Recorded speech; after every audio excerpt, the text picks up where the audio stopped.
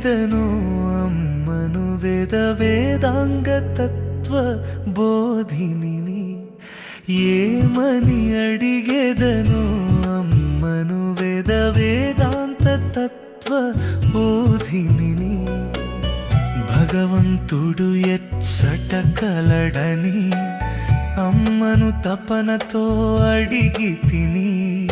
దేనిని తాకిన దేనిని చూసిన దైవమే తప్ప అన్యము లేదనెను. ఏమని అడిగెదను అమ్మను వేదాంత తత్వ బోధిని.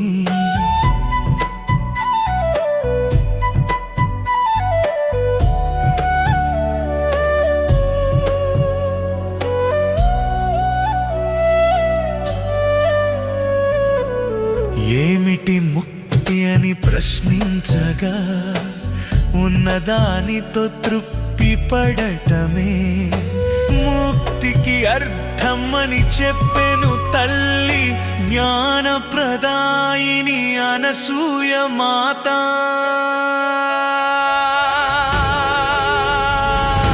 ఏమని అడిగే